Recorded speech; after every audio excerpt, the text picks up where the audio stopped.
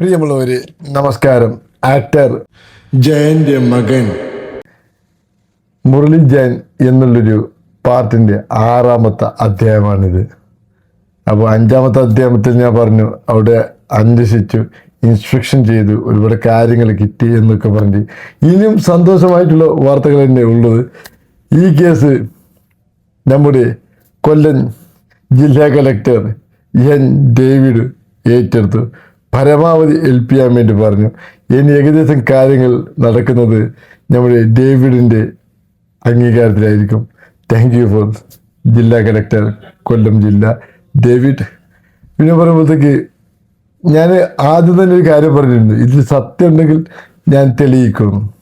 അതുപോലെ തന്നെ എൻ്റെ ഫ്രണ്ട്, അതായത് ജില്ലാ കളക്ടർ, ഞാൻ ഒരുപാട് ബഹുമാനിക്കുകയും എൻ്റെ ഒരുപാട് ഒന്നിച്ച് പഠിച്ചു എന്നുള്ളൊരു വ്യക്തിയും കൂടിയായ ഡേവിഡ് പറഞ്ഞ ഒറ്റൊരു കാര്യമുള്ളൂ, സത്യമാണെങ്കിലും കള്ളാണെങ്കിലും അത് അതിൻ്റെ വഴിക്ക് പോട്ടെ, അത് നിയമത്തിന് വിട്ടുകൊടുക്കാം.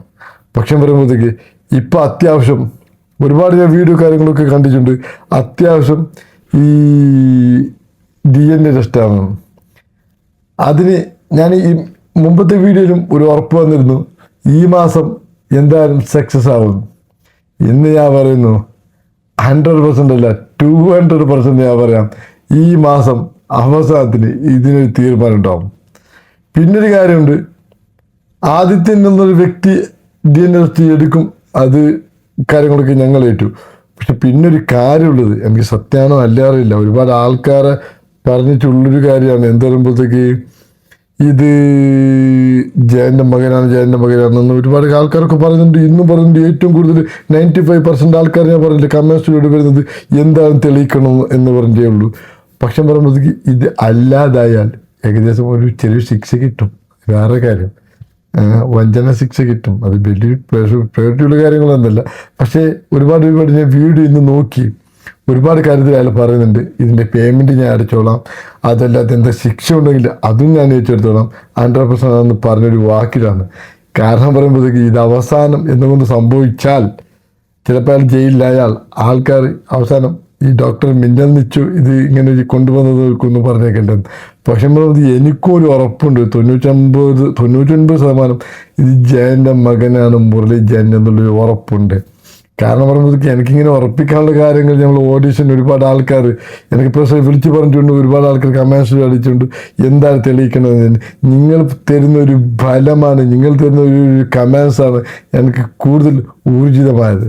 അതുകൊണ്ട് ഇത് എന്തായാലും ഈ മാസം അവസാനത്തിന് ഇത് DNA ടെസ്റ്റ് ഉണ്ടായിരിക്കുന്നതായിരിക്കും. പിന്നെ ഇതിനെപ്പറ്റി അധികം വീഡിയോ ഇട്ടാൻ നിൽക്കുന്നില്ല. എന്ന് പറയുമ്പോഴത്തേക്ക് ഇത് ഏകദേശം കഴിഞ്ഞു.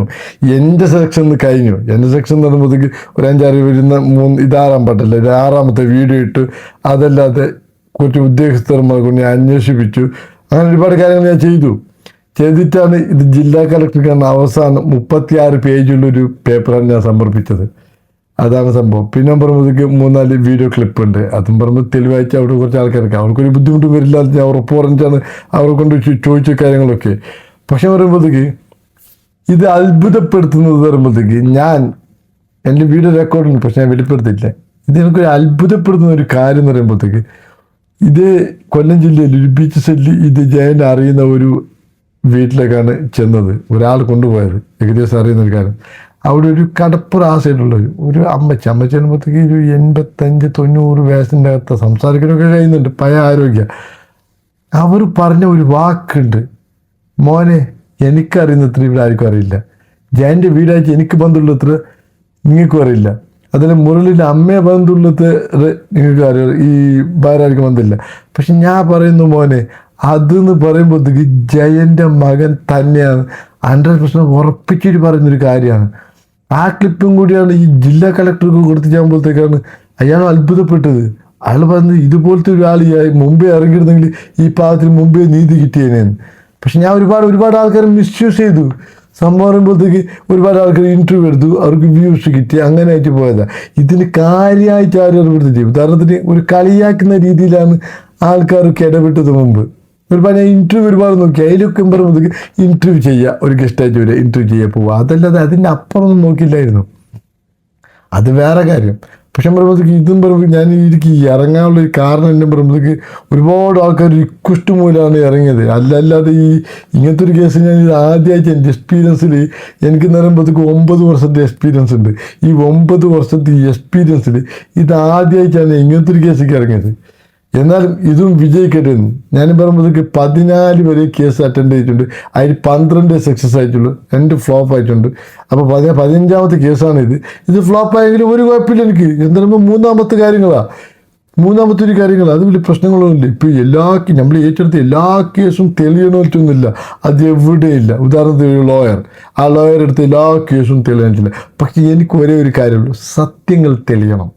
സത്യങ്ങൾ എവിടെയും മുന്നോട്ട് വെക്കാൻ പറ്റില്ല. അതുകൊണ്ടാണ് ഞാൻ ഈ എറണാകുളം ജില്ലത്തിൽ നിങ്ങൾക്ക് അറിയാൻ പറ്റുമെന്ന് വെച്ചാൽ 2021 ഒരു അന്വേഷിച്ച കേസിൽ അതിനെ പറയുമ്പോഴത്തേക്ക് 35 വർഷം കഴിഞ്ഞ കേസാണ് തെളിഞ്ഞത്. എന്താ സത്യങ്ങളുടെ ദിവസം തെളിയും, അതാണ് സംഭവം.